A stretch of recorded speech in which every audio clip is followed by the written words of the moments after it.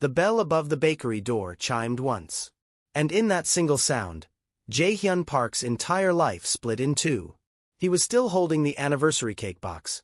White ribbon, gold lettering, "Happy Wedding Anniversary," piped neatly on top, when he saw her. Not a stranger. Not a memory. Linda Okoye. Behind the counter, in a simple apron dusted with flour, she froze like someone had just called her name at a funeral. Her eyes lifted slowly, and the color drained from her face so fast Jae-hyun felt it in his own chest. 5 years. 5 years since the divorce papers landed on his desk. 5 years since Linda disappeared without a fight, without a goodbye, without a single explanation. And now she stood in front of him like she had never left, except she wasn't alone. A little girl clung to Linda's side, half hidden behind her hip, peeking out with the kind of cautious curiosity children have when they're not sure if an adult is safe. Jae-hyun barely registered the pastries, the warm vanilla air, the soft music playing overhead, because his eyes locked on the child's face. And something inside him went cold. The girl had Linda's warm complexion, but his eyes. Not similar. Not, maybe, his exact eyes. The cake box slipped in his hands, tilting slightly, as if even his body couldn't pretend this was normal. Linda's fingers tightened around the counter edge, white-knuckled, trembling, like she was holding herself upright by force. Then the little girl whispered, small and clear, just loud enough to be heard. "Mommy, why is that man looking at me like that?" Jae-hyun couldn't breathe. Because in that moment, the question wasn't why he was looking. The question was, why had no one told him she existed? And what else had been stolen from him without his consent? If you're ready for a story that gets darker, deeper, and more emotional with every minute, hit the like button, subscribe, and stay with me till the end, because what Jae-hyun learns next won't just ruin a wedding. It will expose the lie that destroyed a family. Jae-hyun Park stood there with the cake box balanced in his hands like it suddenly weighed as much as a coffin. The bakery was warm, too warm, filled with soft classical music and the sweet, harmless scent of vanilla. It should have been an ordinary place. A stop between meetings. A simple task he insisted on doing himself, even though his assistant begged him to let the staff handle it like always. But nothing about this moment was ordinary. Linda Okoye didn't move from behind the counter. She didn't smile, didn't greet him, didn't even pretend she hadn't recognized him. Her eyes stayed on his face like she was staring at the past, something she had buried, something that was now clawing its way back up through the floorboards. And the little girl. The child pressed closer to Linda's side, half hidden behind her apron. She held a crumpled paper napkin like it was armor, her small fingers crushing it tighter and tighter. Jae-hyun's throat tightened. He didn't want to blink, because he was afraid that if he did, the girl would vanish and Linda would vanish and the whole thing would collapse into a hallucination his mind made up under stress. But the cake box in his hands was real. The floor beneath him was real. And the child's eyes, his eyes, were devastatingly real. His security detail remained outside, as instructed. 2 men in dark suits and black shades stood near the sedan, pretending they were just waiting, pretending they weren't trained to read danger in the slightest shift of posture. Jae-hyun had told them not to follow him inside. For once, he wanted something normal. He wanted to pick a cake himself. He wanted to feel like a human being for 5 minutes. Instead, life had handed him a trap disguised as frosting. Linda's lips parted, as if she meant to speak. Then they closed again. She swallowed, her throat moving visibly, like she was forcing down panic. Behind the glass display, rows of pastries sat perfectly arranged. Fruit tarts, cream buns, little cakes with delicate swirls of icing, beautiful, calm, untouched by the disaster happening 3 feet away. Jae-hyun's gaze didn't leave the child. "Linda," he said, and his voice came out low, almost cautious, like he was speaking to a wound. The little girl flinched at the sound of Linda's name. Linda's hand shifted, instinctively reaching down, not to hold the child's hand, but to anchor the child against her leg, a subtle protective gesture that made something twist in Jae-hyun's chest. Linda answered without looking away from him. "Mr. Park." The title hit him like a slap. Not Jae-hyun. Not the name she used to say softly when she was tired, when she was amused, when she was angry and trying not to show it. Mr. Park. Distance. Coldness. Control. He forced his hands not to shake. He set the cake box down carefully on the counter as if he was placing down a fragile truth. "What is this?" he asked, but he already knew what he meant. Linda's eyes flickered to the cake, just for a second, then back to his face. "You shouldn't be here," she said. He almost laughed, not because it was funny, but because it was absurd. "I shouldn't be here," he repeated softly. "Linda, you're here." Her jaw tightened. A small muscle in her cheek jumped like it was holding back words that wanted to explode. The little girl peeked out again, staring at him more openly now. Not afraid. Not yet. Just curious. Curious in the way children are curious about strangers, until they sense tension and learn fear. Jae-hyun crouched slightly, lowering himself, careful to appear smaller, less imposing. His suit creased at the knee, expensive fabric bending in a place it never bent during board meetings. The girl's eyes widened.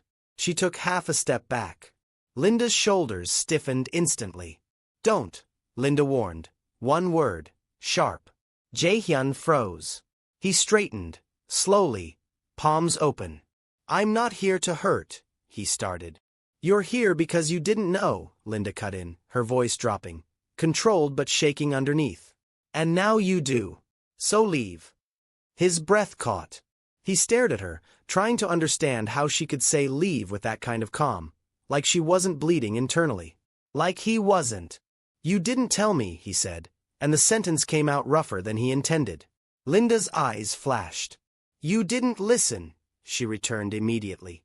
That stopped him. Because it was exactly the kind of sentence Linda used to throw when she was hurt. Sharp, clean, and accurate enough to slice through whatever excuse he was building.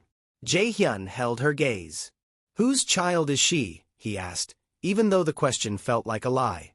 Linda didn't answer right away. Instead, she lowered her eyes to the child and softened her voice in a way she hadn't softened it for him. "Amara," she said gently. "Sweetheart, go to the back room for a minute." The child hesitated. "But I'm helping," she whispered. "I know," Linda said. "Just for a minute, okay? Go count the cupcakes like we practiced." The child's face brightened slightly, proud. She nodded, turned, and padded through a doorway behind the counter, disappearing into the back.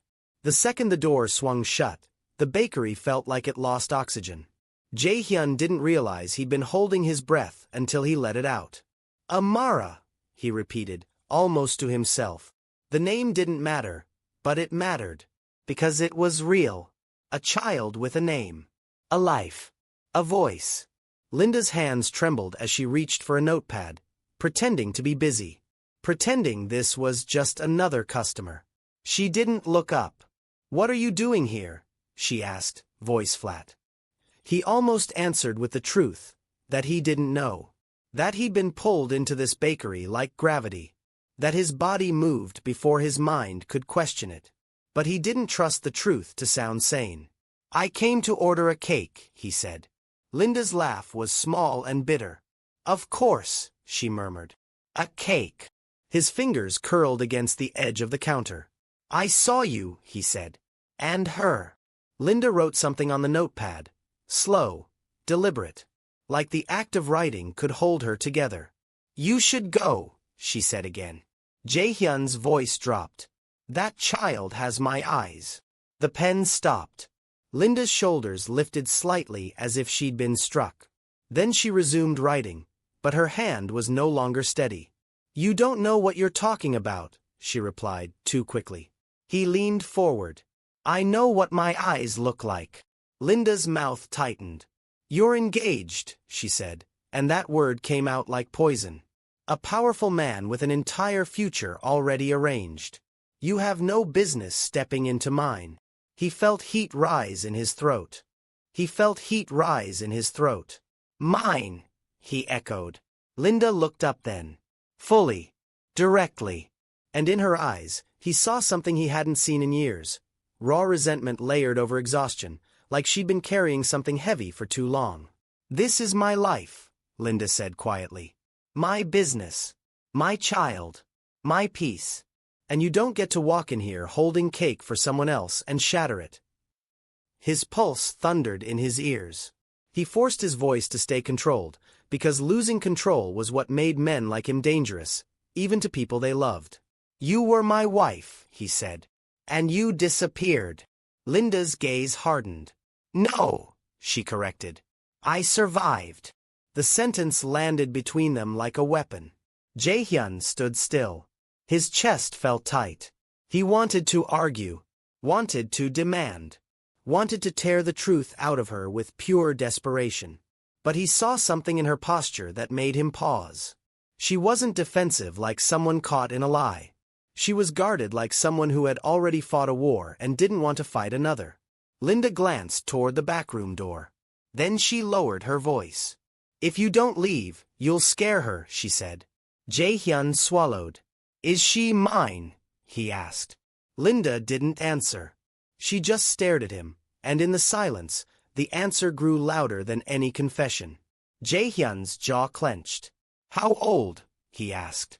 Linda's nostrils flared. Old enough to know when adults are lying, she said. Old enough to sense tension. Old enough to ask questions. Linda, he said, and his voice cracked on her name. How could you? How could I? Linda's whisper rose into something sharp. How could I protect her when your world was ready to destroy me? His eyes narrowed.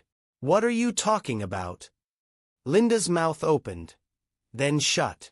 She looked away like she'd almost said something forbidden. Jae-hyun felt his skin go cold. 5 years ago, the accusations had been clean and official. Corporate espionage. A betrayal disguised as proof. Security footage. Access logs. Emails. Everything laid out neatly like a case file. And Linda had been silent. Not yelling. Not begging. Not fighting. Just quiet.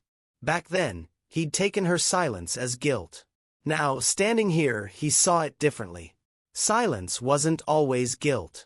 Sometimes it was the sound of someone realizing the battle was rigged. Jae-hyun's voice lowered. Did someone threaten you? He asked. Linda's eyes snapped back to him. Leave, she said again. But this time, it wasn't dismissal. It was fear.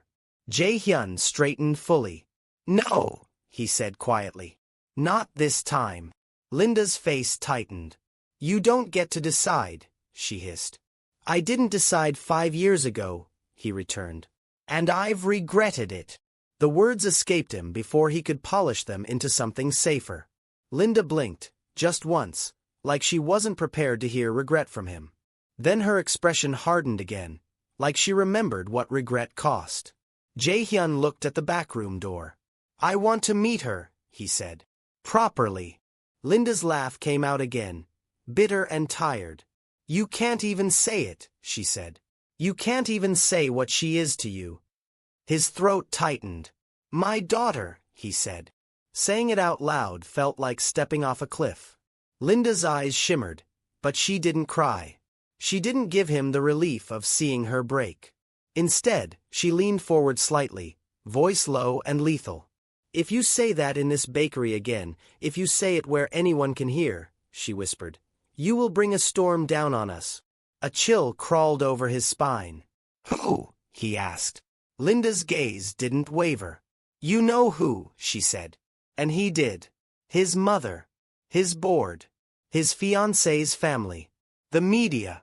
The legacy that had been used like a blade against anyone deemed unworthy. His eyes narrowed. Linda, he said quietly, why are you back in this city? Linda's mouth tightened. I'm not back for you, she said. I didn't ask that. Her gaze flicked toward the back room again, and something in it softened briefly. Pain, love, exhaustion. My mother is sick, Linda said at last. She lives here. I came to take care of her. And I opened this place so my child would have something stable. Something honest. Jae-hyun absorbed it, the words sinking into him like stones. You built this, he murmured. Yes, Linda said flatly. Without you. The sentence wasn't cruel. It was factual. Jae-hyun's jaw tightened. Then tell me, he said. Tell me why I wasn't allowed to be a part of her life." Linda's hand trembled again, and she pressed it against the counter as if to steady herself.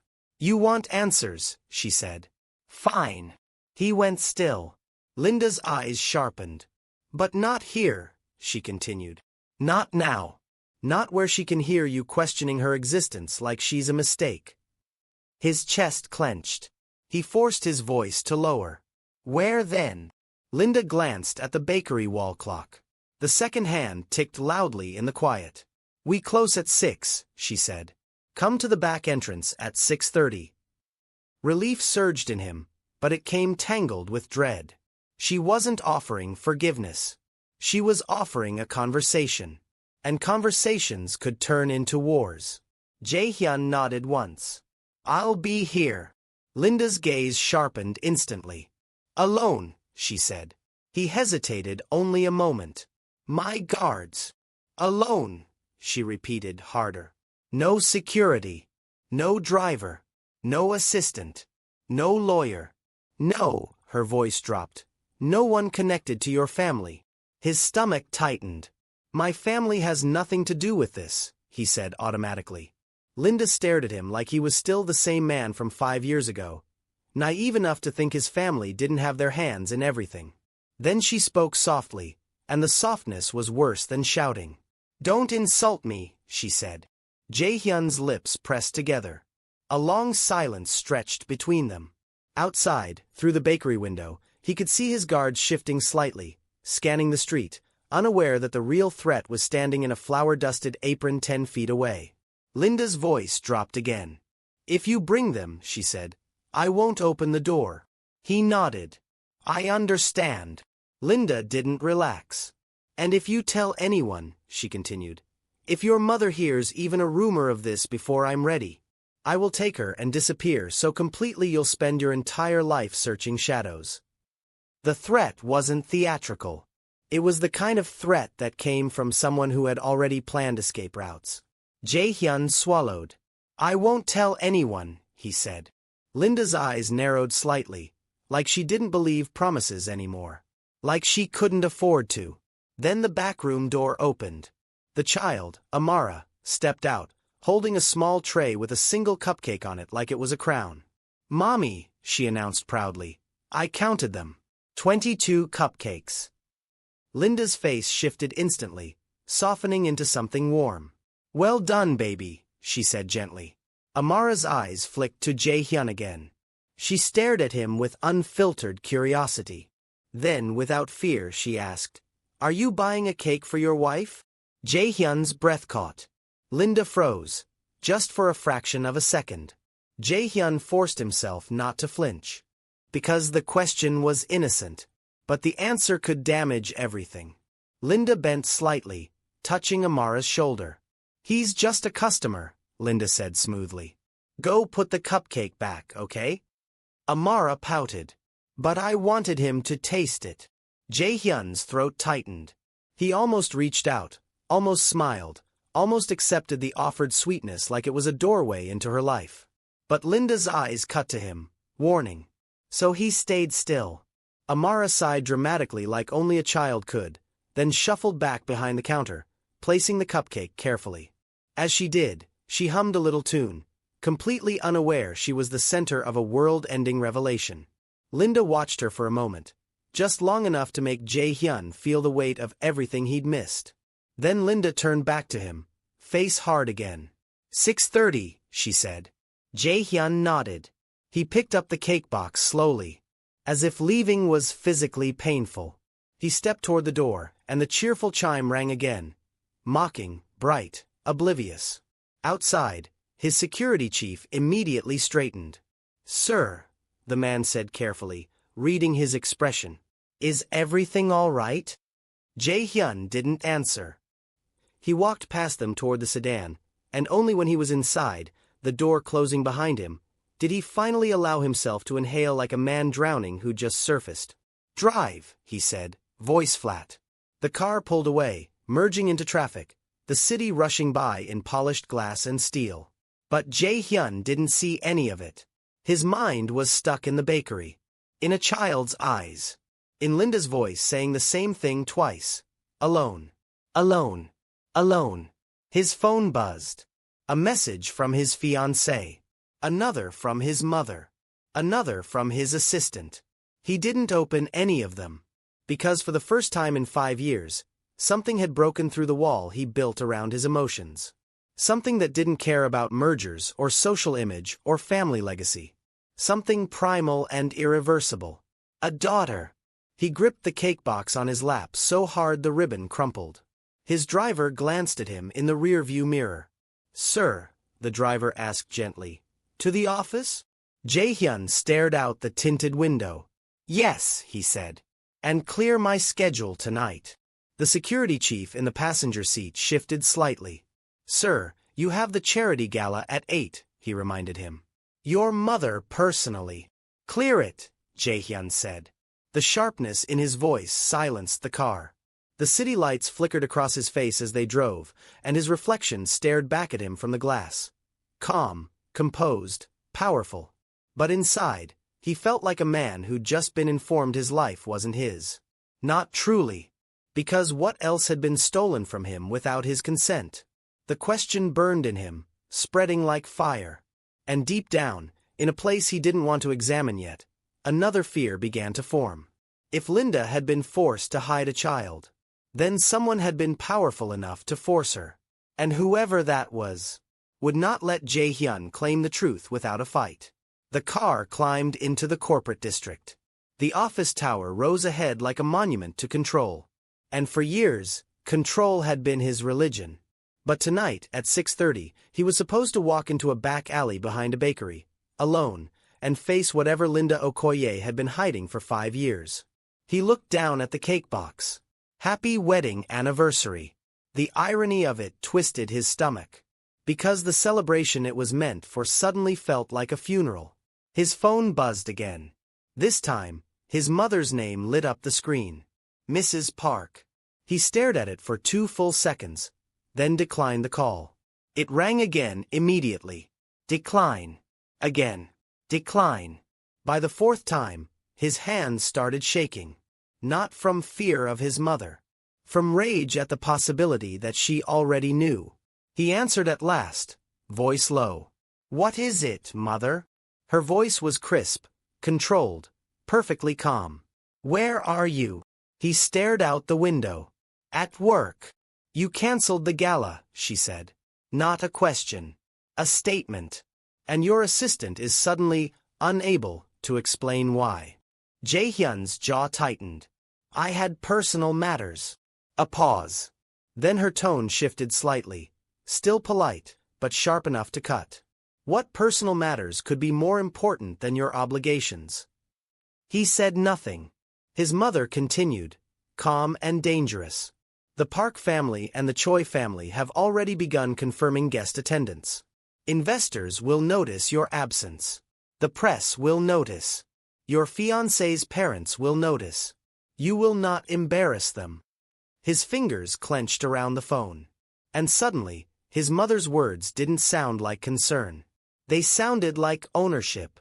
5 years ago, he would have obeyed. 5 years ago, he would have swallowed whatever pain and called it duty. But 5 years ago, he didn't know he had a child. He breathed out slowly. "I'm not attending," he said. Silence. Then his mother spoke again, softer. "That tone," she said. "You're emotional. Something has happened." Jae-hyun's eyes narrowed. "Nothing has happened," he lied. But the lie tasted bitter. His mother waited. Because she had always been good at waiting. Good at pressuring without touching. Good at making other people break first. Jae-hyun's voice dropped. "I saw Linda today." The silence on the line became absolute. For a heartbeat, he could almost hear her mind recalculating. Then she spoke, voice still calm. "That woman has no place in your life." Jae-hyun's pulse thundered. "She has a child," he said. Another pause. Longer this time. And when his mother finally responded, her voice was still composed, but colder. "A child," she repeated carefully. "And you believe this child has something to do with you?" Jae-hyun's knuckles whitened around the phone. She has my eyes, he said, his voice cracking slightly despite his effort. A small exhale on the line. Then his mother's voice sharpened into something lethal. Do not be ridiculous, she said. You have no proof. This is an obvious attempt to trap you. Money, attention, leverage. Jae-hyun's jaw clenched. Linda's face flashed in his mind.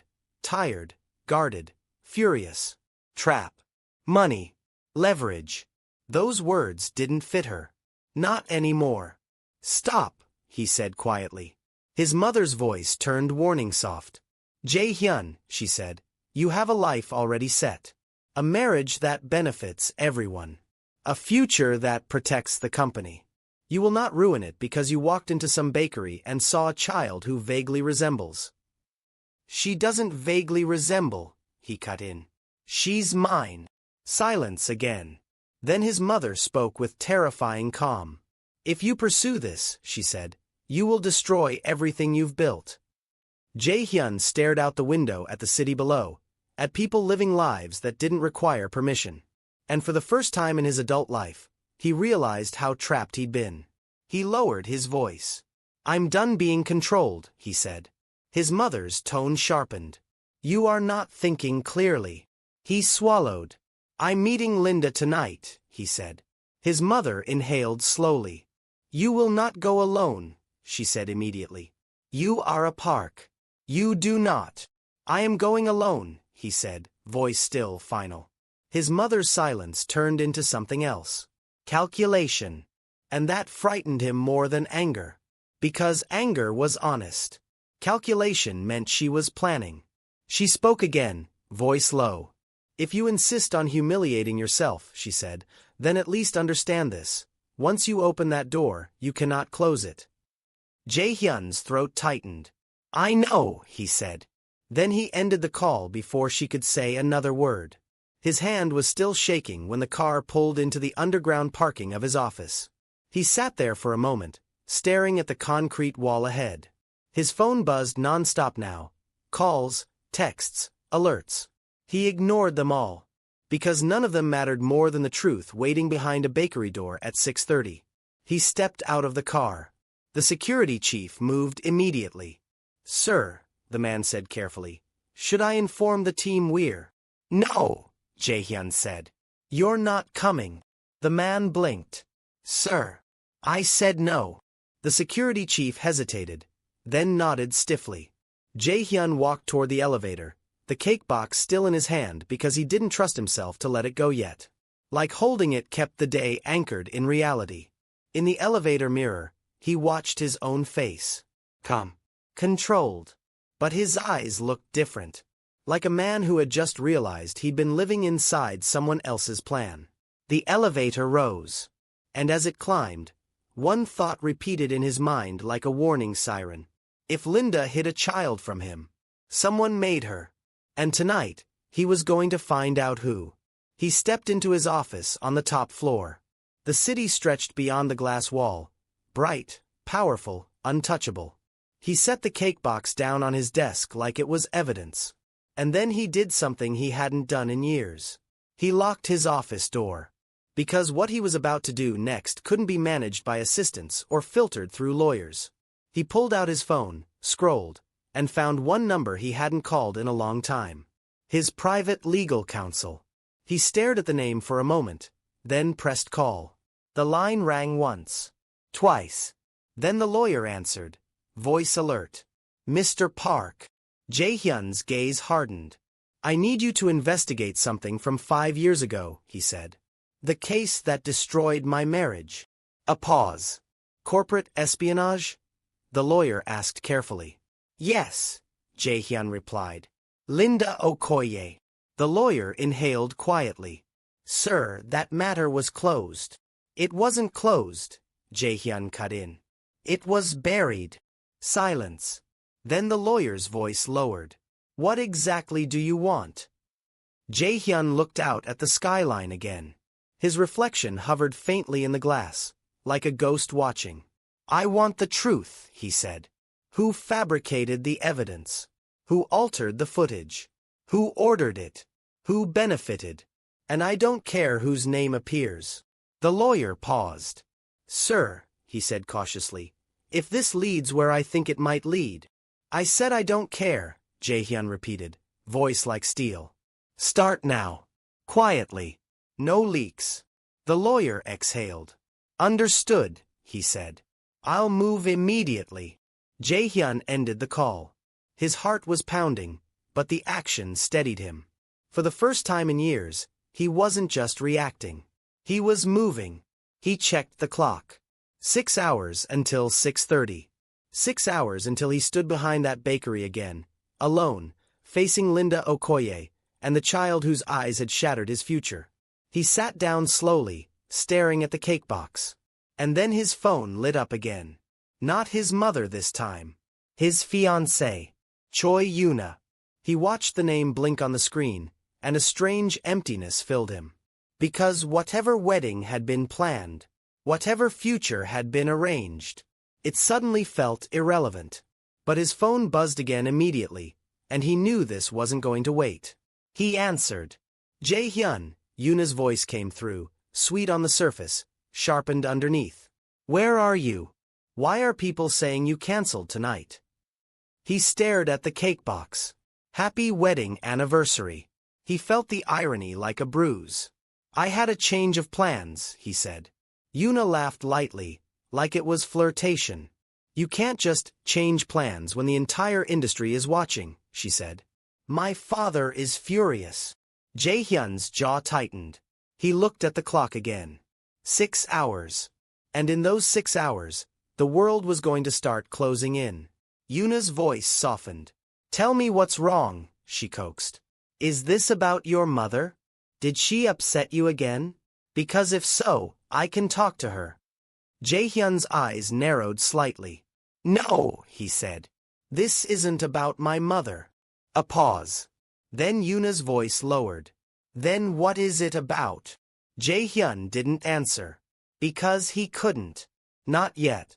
Not until he knew whether the woman speaking to him was part of the reason Linda had vanished. And as that thought landed, another one followed. Worse, darker. What if the person who stole 5 years from him was closer than he wanted to believe? He stared at the window. And for the first time that day, fear slid into his chest like a blade. Because at 6:30, he wasn't just walking into a conversation with Linda. He was walking into the consequences of a conspiracy he might have been blind enough to trust. And somewhere in a bakery backroom, a little girl named Amara was drawing pictures and counting cupcakes, unaware that powerful people were about to start fighting over her existence. And that fight, Jae-hyun could feel it coming, was going to get ugly. He tightened his grip on the phone. Yoona, he said calmly, I'll call you later. Jae-hyun, she began. He ended the call. Then he sat completely still, staring at the cake box on his desk, while the seconds ticked down. Because the closer it got to 6:30, the more certain he became of one thing. Linda Okoye wasn't just hiding a child. She was hiding the truth about what really happened 5 years ago. And tonight, he was going to hear it, whether his world survived it or not. Before we continue, pause for just a moment. If you want emotionally charged stories that unfold like a Netflix drama, slow burns, buried secrets, power struggles, and consequences that feel real, like this video, subscribe, and stay with me till the very end. Because from this moment on, this story stops being about coincidence, and becomes about control, truth, and what it costs to reclaim what was stolen. At 6:28 p.m., Jae-hyun Park stood at the edge of the street, watching the faint glow behind the bakery's rear entrance. He had sent his driver away 2 blocks back. No explanations. No negotiations. The man had obeyed, though not without hesitation. Everyone hesitated when Jae-hyun Park gave instructions that didn't align with routine. Tonight, nothing aligned with routine. The air was cool, carrying the smell of rain that hadn't yet fallen. Somewhere nearby, a train rumbled underground. People passed him without looking twice, unaware that the man standing among them controlled companies worth more than their entire neighborhoods. For once, none of that mattered. He checked his watch. 6:29.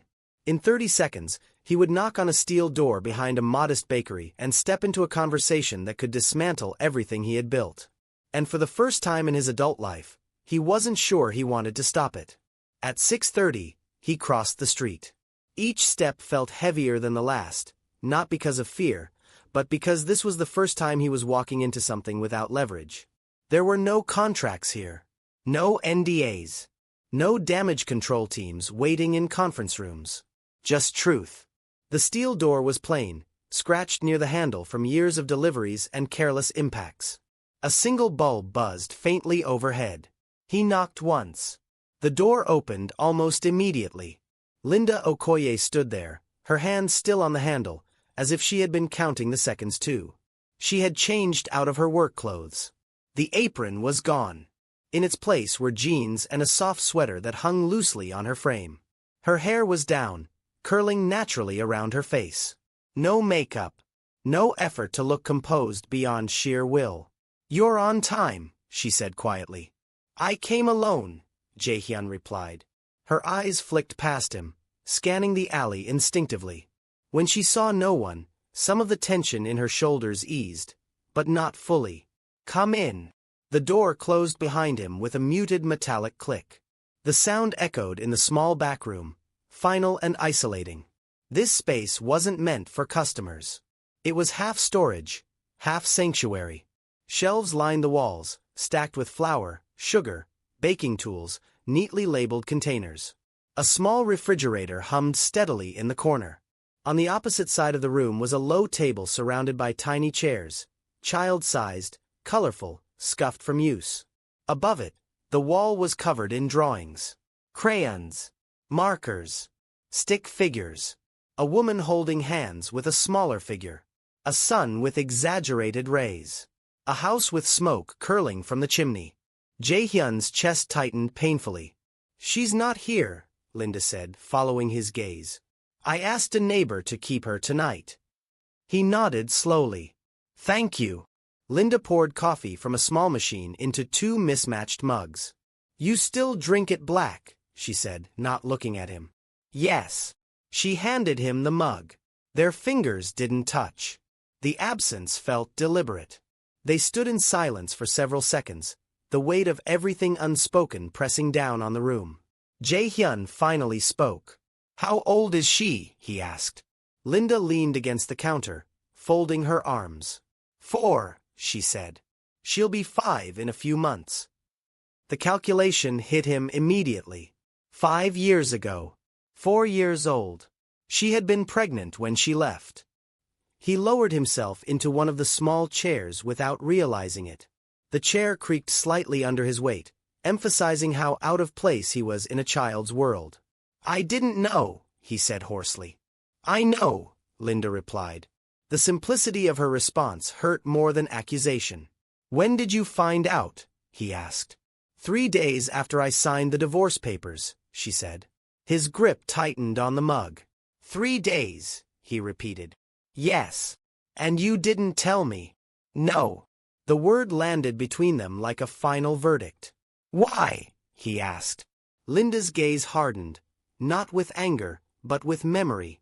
"Because by the time I knew," she said, "I already understood what kind of world she would be born into if I stayed." He swallowed. "My mother," he said. Linda didn't deny it. "She called me into her office," Linda continued. "She showed me the footage, the access logs, the emails.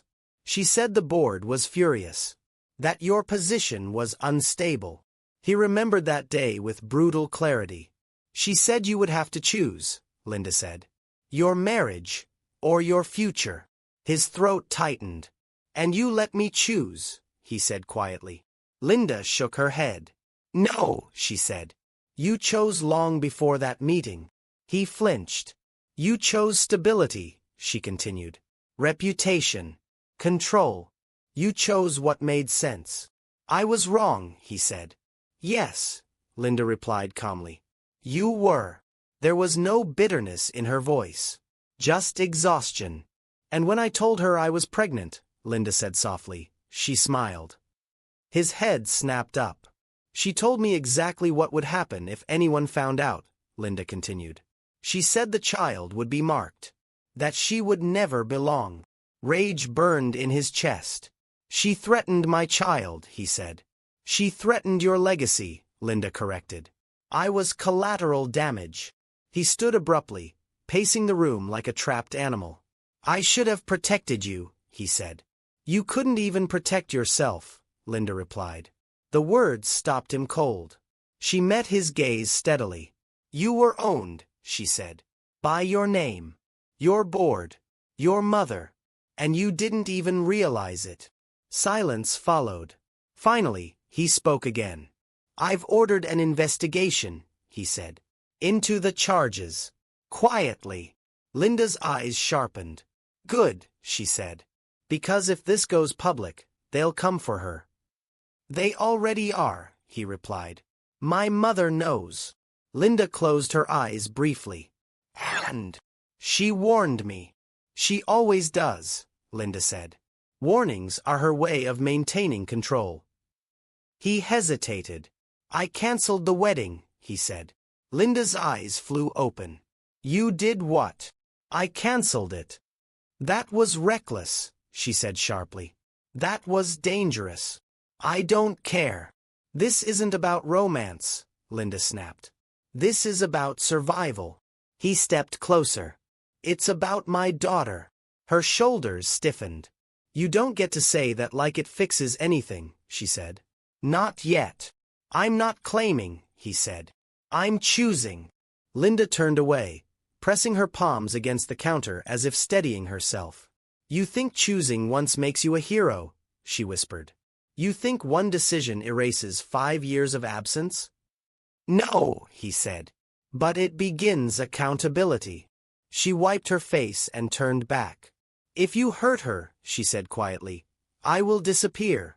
And next time, you won't find us. I understand, he replied without hesitation. They stood there, bound by a child neither of them could afford to fail. Finally, Linda spoke. You can meet her tomorrow, she said. Public place. Neutral. Relief surged through him. Thank you. This isn't forgiveness, she warned. It's access. I'll earn the rest. Her phone buzzed. She's coming home, Linda said. You should go. He nodded. At the door, he paused. Linda, he said. I'm not letting them take her.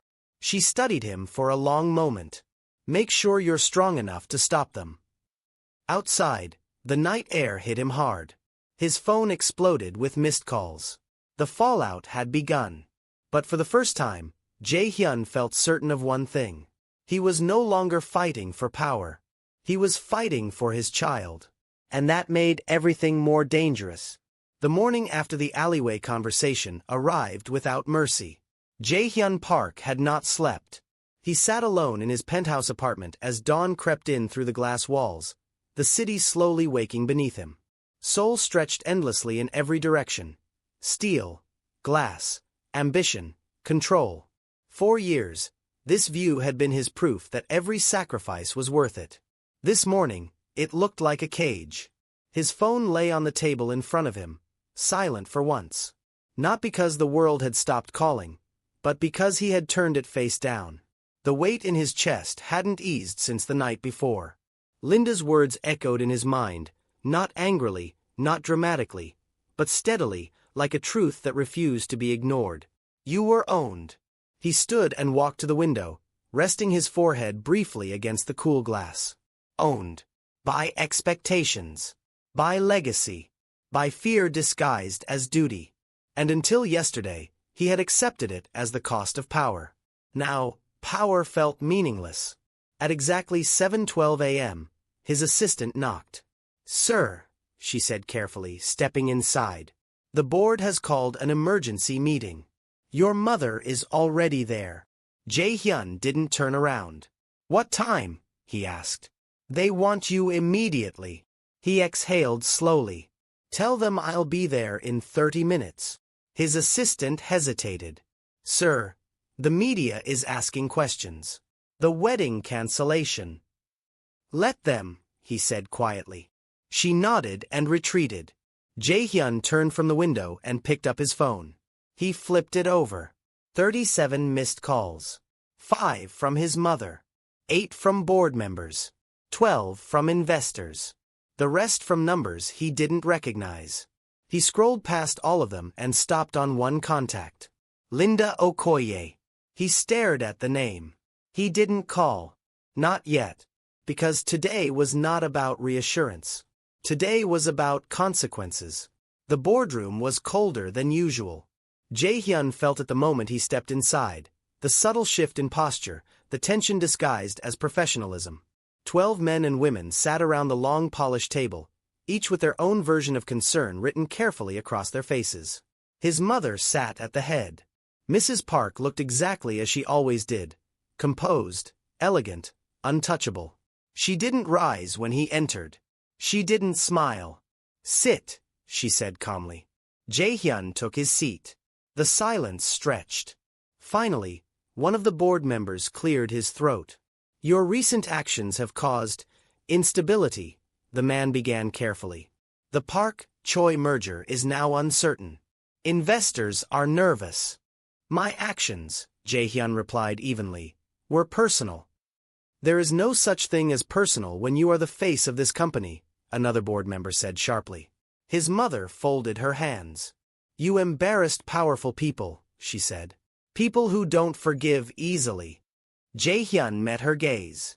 "I didn't embarrass them," he said. "I told the truth." Her eyes hardened slightly. "You told nothing," she replied. "You created chaos." The word hung in the air. Chaos. A term his mother used when she was losing control. "You canceled a wedding without consultation," she continued. "You destabilized a merger that took years to arrange." "And for what?" He didn't answer immediately. Every face in the room watched him. "For my child," he said at last. The reaction was instant. Confusion. Disbelief. Calculation. One of the board members laughed nervously. "This is absurd," he said. "There is no child." Jae-hyun's gaze sharpened. "There is," he said. "And she's mine." The room erupted. Voices overlapped. Questions flew. Objections followed. His mother remained silent. Finally, she raised one hand. The room stilled immediately. "You are making accusations," she said calmly. "Dangerous ones." "I'm stating facts," Jae-hyun replied. "And I've ordered an independent investigation into the charges that destroyed my marriage." That did it. The silence that followed was no longer confusion. It was fear. "You did what?" one board member asked sharply. "I reopened the case," Jae-hyun said. Quietly. His mother turned slowly toward him. "You had no authority to do that." "I'm the CEO," he replied. "I had every authority." Her eyes narrowed. "You are emotional," she said. "And emotions make men reckless." He leaned forward. "Then perhaps this company has benefited from my recklessness all along," he said calmly. The board exchanged uneasy glances. One man spoke carefully. "If these allegations resurface," he said, "the fallout will be catastrophic." "Yes," Jae-hyun agreed. "It will. You will lose investor confidence. Possibly. The merger will collapse. Likely. And your position," the man hesitated. Jae-hyun finished the sentence. "Will be threatened." Silence. He nodded once. "I understand the risks." His mother's voice sharpened. "You are gambling with everything your father built." "No," he said. "I'm finally honoring it." That struck something. Mrs. Park stood slowly, placing her hands on the table. "You are choosing chaos over control," she said. "I'm choosing truth over fear," he replied. Her lips thinned. "Then understand this," she said quietly. "If you continue down this path, you will stand alone." Jae-hyun held her gaze. "I already am." The meeting ended without resolution. As Jae-hyun walked out of the boardroom, he felt the shift, the unspoken understanding that something fundamental had changed. He was no longer protected. And oddly, that brought relief. By afternoon, the media had caught the scent of blood. Speculation spread. Headlines hinted. Questions multiplied. Wedding cancelled amid internal turmoil. CEO's sudden decision sparks market anxiety. Park conglomerate faces leadership crisis. Jae-hyun ignored them all. At 3:12 p.m., he arrived at the community center Linda had mentioned. He parked 2 blocks away and walked. No suit. No security. Just jeans, a sweater, and uncertainty. The building was modest. Brick walls, faded signage, laughter drifting from inside. Parents stood near the entrance, chatting, scrolling on phones, adjusting backpacks. Normal life. He stood across the street for a moment, watching. Then he saw her. Linda Okoye stood near the entrance, her posture relaxed but alert. Beside her was Amara. The little girl wore a pink jacket and sneakers with Velcro straps. She clutched a small towel and looked around with wide-eyed curiosity. Jae-hyun's chest tightened painfully. Linda noticed him and stiffened slightly. Then she nodded. He crossed the street. Amara noticed him first. "That's the man from the bakery," she said. Linda crouched beside her. "Yes," she said gently. "Do you remember what we talked about?" Amara nodded slowly. "This is your father," Linda said. "His name is Jae-hyun." The word father hung in the air like something fragile. Amara studied him intently. "You're very tall," she said seriously. A strange sound escaped his throat. Half laugh, half sob. "Yes," he said softly. "I am." She considered him for a moment. Then she asked the question that shattered him completely. "Are you staying?" Linda's breath caught. Jae-hyun lowered himself to Amara's level. "If you let me," he said carefully, "I would like to." She looked at Linda. Linda nodded once. "Okay," Amara said. "But you have to sit where moms and dads sit." "I will sit wherever you tell me," Jae-hyun replied. Inside, he watched her swim. He memorized everything. The way she laughed, the way she kicked too hard, the way she glanced toward the bleachers to make sure Linda was watching. At one point, she looked at him. He waved. She waved back. And something in his chest cracked open permanently. That night, after Amara was home, Linda and Jae-hyun stood outside the building in silence. "This changes nothing between us," Linda said. "I know," he replied. "But it changes everything for her," she continued. "Yes." She studied him. "They will come for you," she said. "And through you, they'll try to reach her." "I won't let them," he said. Linda nodded slowly. "Then we'll see." Later that night, Jae-hyun sat alone again. But this time, he wasn't staring at the city. He was staring at a child's drawing Amara had handed him before leaving. A crooked sun, 3 figures holding hands. He knew what was coming. Legal battles. Board votes. Public scrutiny. But for the first time, fear didn't guide him. Purpose did. Before we continue, pause here. If this story has pulled you in so far, if you care about what happens when truth collides with power, like this video, subscribe to the channel, and stay until the very end. Because this part is where protection turns into pursuit, and survival stops being theoretical. The first official move against Jae-hyun Park did not come from the media. It came from his own house. At 6:18 a.m., his phone vibrated on the nightstand. One message. From his mother. "We need to talk. Immediately." Jae-hyun stared at the screen for a long moment before silencing it. He already knew what this conversation would be about. He had crossed a line. And Mrs. Park Kong-soo had never allowed a line to remain uncrossed. By mid-morning, the building that housed Park Global Industries felt different. Not hostile. Watchful. Employees moved with forced calm. Conversations died when Jae-hyun passed. Eyes lingered a fraction too long before darting away. Power had always insulated him. Now it isolated him. He stepped into the executive elevator alone. No assistant. No entourage. Just the quiet hum of ascent and the reflection of a man whose life had fractured into before and after. When the doors opened onto the executive floor, his mother was already waiting.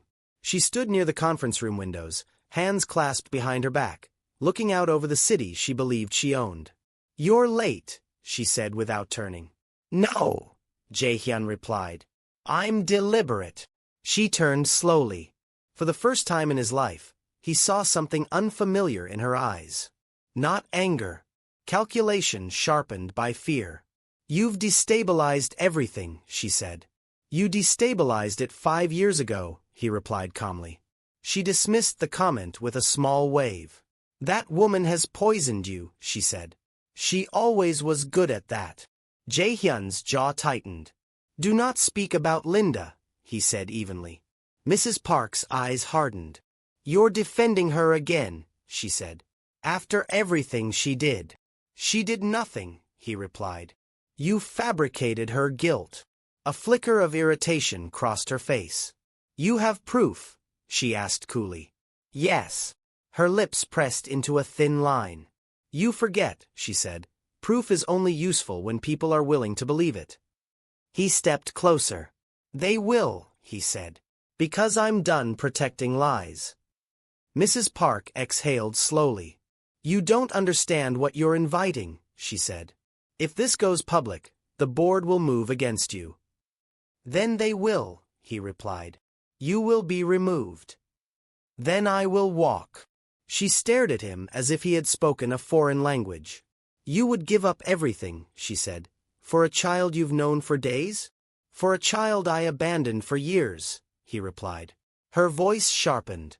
"She is a liability." He met her gaze unflinchingly. "She is my daughter." Silence stretched between them. Finally, Mrs. Park spoke again. "If you force this," she said quietly, "I will not shield you." Jae-hyun nodded once. "I'm no longer asking you to." The attack on Linda Okoye began that afternoon. Not loudly, not directly, but efficiently. A former colleague from 5 years ago posted an anonymous recollection online, suggesting Linda had left under suspicious circumstances. A gossip blog picked it up. By evening, speculation had transformed into accusation. Was the former executive truly innocent? Sources claim betrayal inside Park Global. Questions arise about CEO's sudden paternal revelation. Linda felt it immediately. Customers came less frequently. Those who did came watched her too closely. At 4:40 p.m., a reporter approached the bakery door. At 5:05, another.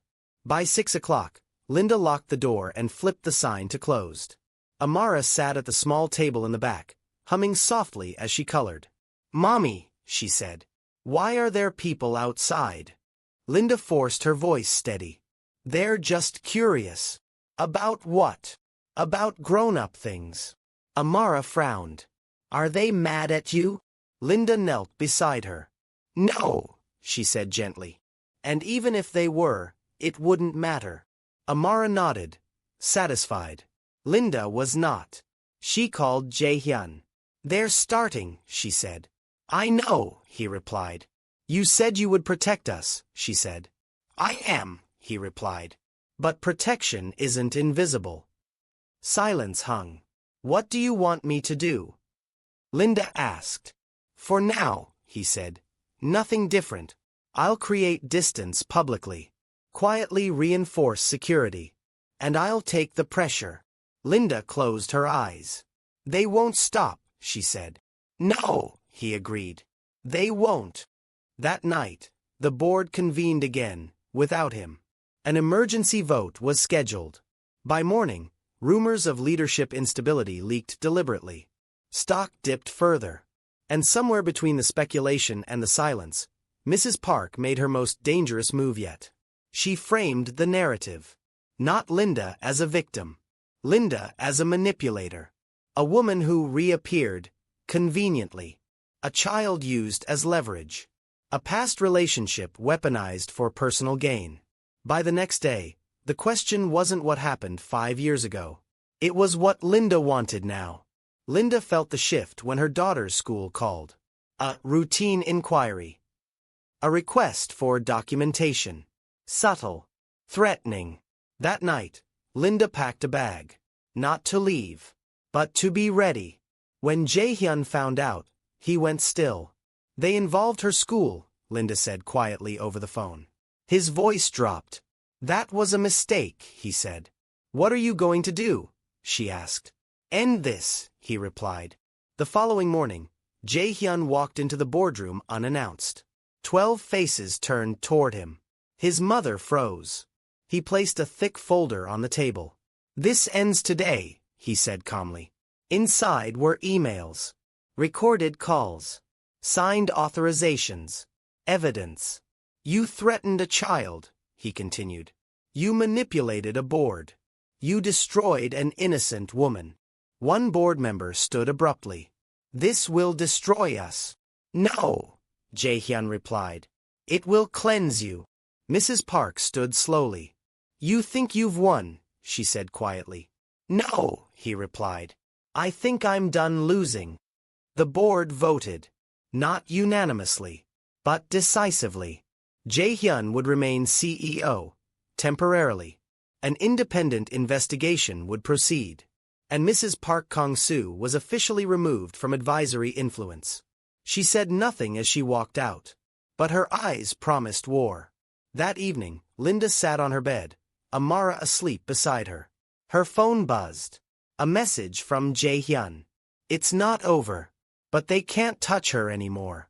Linda stared at the screen. For the first time in years, she allowed herself to cry.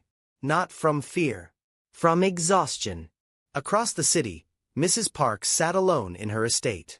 She stared at a photograph of her son as a boy, and made one final decision.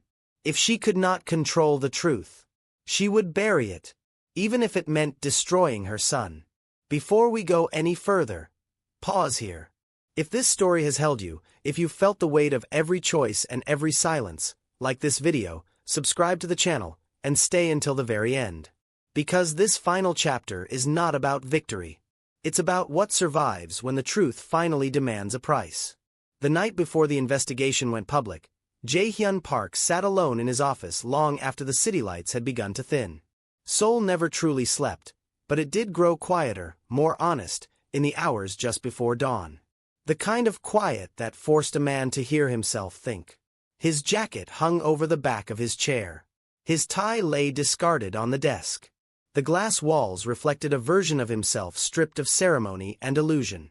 On the desk in front of him were 3 objects. A sealed legal folder marked confidential. A tablet displaying embargoed headlines scheduled for release by morning. And a folded sheet of paper, creased from being opened and closed too many times. Amara's drawing. 3 figures holding hands beneath an oversized sun. He had stared at it for nearly an hour. Not because it was beautiful, but because it was honest. At 12:38 a.m., his phone vibrated. Linda. He answered immediately. They're setting up outside, she said quietly. Vans. Cameras. Not the loud ones, yet. Jae-hyun closed his eyes. I expected that. She's asleep, Linda continued. But she asked earlier why strangers keep watching our house. His jaw tightened. What did you tell her? That some people don't like change, Linda said. And that sometimes change looks scary before it looks better. There was a pause. Did I say the wrong thing? She asked. No, Jae-hyun replied softly. You said exactly what she needed to hear. Silence settled between them. Thick, heavy, familiar. And tomorrow? Linda asked. Tomorrow, he said. Everything becomes public. And after that? He leaned back in his chair and stared at the ceiling. After that, he said honestly, nothing will ever be hidden again. Linda exhaled slowly. She asked if you were coming to her recital, she said. His chest tightened. I wouldn't miss it. You've said that before, Linda replied, not unkindly. I know, he said. This time I'm not saying it to convince you. I'm saying it to remind myself. Another pause. Are you afraid? Linda asked. Yes, he admitted. But not of losing power. Then what? Of failing her again. They ended the call without goodbye. Some endings didn't need words. At 8:47 a.m., the boardroom filled with people who had spent their lives avoiding accountability. Cameras lined the walls. Journalists whispered urgently. Legal teams hovered like predators waiting for blood. The mood was not curiosity. It was expectation. At 8:59, Jae-hyun Park entered alone. No mother at his side. No advisors whispering strategy. No shield. Just him. He took his seat at the center of the table and waited. At exactly 9 a.m., he stood. For 5 years, he began calmly, this company operated on a lie. The room stilled. 5 years ago, an internal investigation accused Linda Okoye of corporate espionage. That investigation was fabricated. A ripple of shock moved through the room. The evidence was altered. The access logs manipulated. The conclusions predetermined. Murmurs grew louder. My mother, Mrs. Park Kong-soo, authorized that fabrication. Gasps. Shouts. Cameras flashed. Jae-hyun raised one hand. Linda Okoye was innocent, he said firmly. And today, Park Global Industries formally clears her name. He stepped aside. The lawyers took over. Emails were projected. Audio recordings played. Timelines unfolded with brutal clarity. The truth. Ugly, methodical, undeniable. By the time the conference ended, there was no narrative left to control. Mrs. Park's empire collapsed in real time. And with it, the illusion that power could erase consequence. Linda watched the broadcast from her living room. Amara sat beside her, legs tucked beneath a blanket, coloring quietly. "Mommy," Amara said softly, not looking up. "Is that my daddy on TV?" "Yes," Linda replied. "He looks serious." "He's telling the truth," Linda said. Amara paused, then asked, "Does the truth always make people mad?" Linda smiled sadly. "Sometimes," she said. "But that doesn't mean it's wrong." When the broadcast ended, Linda turned off the television. Her phone buzzed. A single message from Jae-hyun. "It's done." She stared at the words. Relief washed through her, but cautiously. Because endings were rarely safe. The fallout was immediate and merciless. Mrs. Park Kong-soo resigned from every board she sat on. Allies vanished overnight. Institutions distanced themselves publicly, quietly disavowing what they had once defended. Jae-hyun remained CEO. For now. But the cost was severe. Investors pulled out. Partnerships dissolved. Lawsuits followed. He accepted every consequence. Because for the first time, he wasn't bargaining with his conscience. 2 weeks later, Jae-hyun sat in a modest auditorium surrounded by folding chairs and restless parents. No cameras. No statements. Just a school recital. Amara stood backstage in a paper crown, clutching a folded script. When she spotted Jae-hyun in the audience, her face lit up. She waved enthusiastically. He waved back, heart pounding. She sang off-key, forgot a line, laughed mid-song. And Jae-hyun had never been prouder of anything in his life. Afterward, she ran to him. "You came," she exclaimed. "I promised," he said. She hugged him tightly. Linda watched from a short distance away. Later, under the fading evening light, Linda spoke quietly. "She's happier," she said. "I know. This doesn't mean I trust you," she added. "I know. But it means I see you trying." That mattered more than forgiveness. That night, Jae-hyun received a call from an unknown number. He answered. "You think you've won," his mother's voice said calmly. He closed his eyes. "No," he replied. "I think I've chosen. You've humiliated me. You humiliated yourself." Silence. Then, quietly, she said, "If you protect that child, you will lose everything." He didn't hesitate. "Then she'll grow up knowing someone chose her," he said. "That's enough." The line went dead. Days passed. The media moved on. But danger didn't disappear. One evening, Linda received an envelope with no return address. Inside was a photograph. Amara. Taken from across the street. Linda's hands shook violently. She called Jae-hyun immediately. They're still watching, she said. This isn't over. His voice hardened. I know. What are we going to do? She asked. Jae-hyun looked at Amara sleeping peacefully. This time, he said, I won't wait for them to move first. Across the city, in a quiet room stripped of power and status, Mrs. Park Kong-soo stared at the same photograph. And smiled. Now tell me, should Linda finally trust him after everything he sacrificed? Or is the real danger only beginning? Drop your thoughts in the comments, like the video, subscribe, and tell me what you think happens next.